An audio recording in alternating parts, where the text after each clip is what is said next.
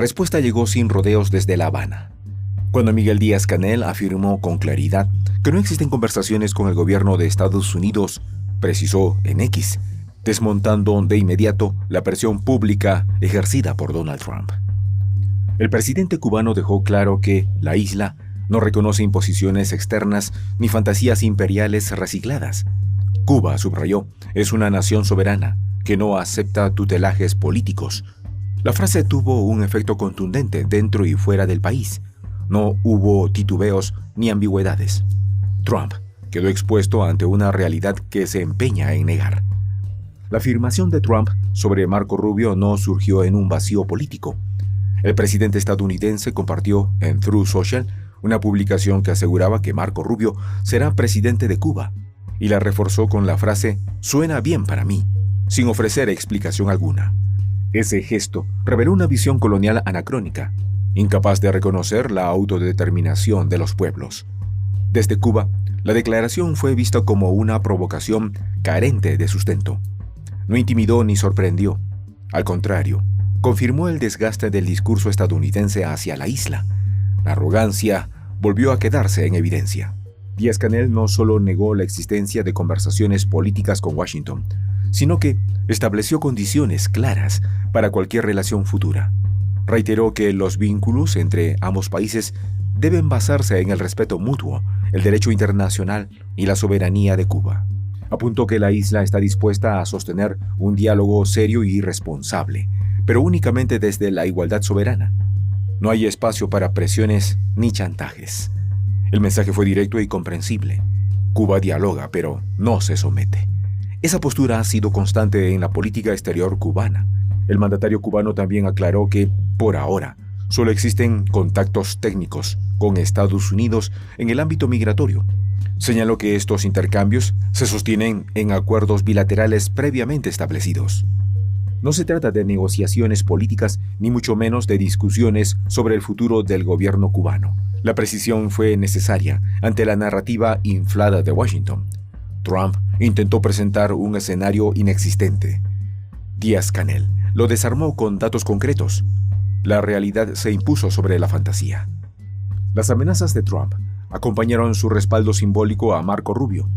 El presidente estadounidense advirtió que no habrá más petróleo ni dinero para Cuba. Cero, en un tono de ultimátum. También instó a La Habana a llegar a un acuerdo antes de que sea demasiado tarde, sin explicar en qué consistiría dicho acuerdo. Estas declaraciones reforzaron la lógica de coerción que ha marcado la política estadounidense hacia Cuba durante décadas. Sin embargo, el impacto fue limitado. La isla ya conoce ese lenguaje y hace tiempo dejó de responder con miedo. Ante esas amenazas, Díaz-Canel recordó una verdad histórica fundamental. Cuba es una nación libre, independiente y soberana. Nadie nos dicta qué hacer, destacó el presidente cubano. Añadió que Cuba no agrede, sino que es agredida por Estados Unidos desde hace 66 años. Remarcó que la isla no amenaza a nadie. La declaración colocó el conflicto en su contexto real. No se trata de un capricho coyuntural, es una política sistemática de hostigamiento. Cuba respondió con dignidad y memoria histórica. El canciller cubano Bruno Rodríguez reforzó esta posición con palabras igualmente firmes. Afirmó, a diferencia de Estados Unidos, no tenemos un gobierno que se presta al mercenarismo, el chantaje o la coerción militar contra otros estados. La declaración apuntó directamente al doble rasero de Washington. Mientras acusa, ejerce presión y fuerza sobre otras naciones, Cuba, en cambio, defiende principios de no injerencia. El contraste quedó expuesto. La credibilidad estadounidense volvió a erosionarse. La isla mantuvo su coherencia política. El contexto regional explica el endurecimiento del discurso de Trump. Tras la agresión militar de Estados Unidos contra Venezuela, el 3 de enero, la administración estadounidense incrementó sus amenazas contra Cuba. Esa operación culminó con el secuestro del presidente Nicolás Maduro y de Cilia Flores, trasladados a Nueva York. Según el gobierno cubano, esa acción dejó múltiples víctimas, entre ellas 32 de nacionalidad cubana. Estos hechos elevaron la tensión regional. Washington actuó desde la fuerza. Cuba respondió desde el derecho. Trump sugirió que tras lo ocurrido en Venezuela, su gobierno podría concentrar su atención en Cuba.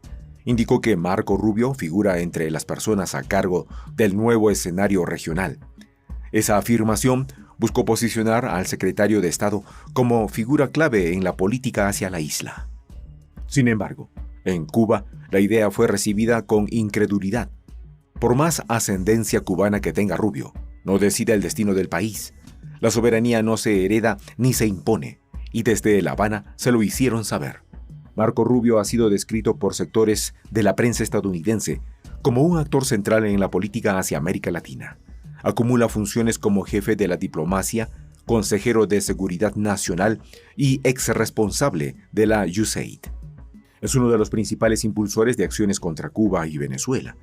Esa trayectoria explica su protagonismo en el discurso de Trump, pero también explica el rechazo que genera en la isla. No es visto como un interlocutor legítimo, sino como un promotor de agresiones. En Cuba, la reacción popular combinó seriedad política y risas inevitables.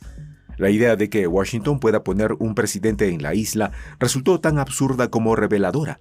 Mostró hasta qué punto Trump subestima la conciencia política cubana. Díaz-Canel, sin estridencias, lo colocó en su lugar. Trump no está en condiciones de intimidar a nadie. Sus amenazas suenan vacías. Cuba ya no obedece órdenes externas y no necesita permiso para existir. El episodio dejó al desnudo la decadencia del poder estadounidense en la región. Amenazas sin efecto, arrogancia sin respaldo y fantasías convertidas en discurso oficial. Frente a eso, Cuba respondió con soberanía, claridad y firmeza. Miguel Díaz-Canel habló en nombre de un país que conoce el costo de resistir. Trump habló desde la nostalgia de un poder que ya no impone. La isla no se intimida, no negocia bajo presión y no acepta presidentes designados desde el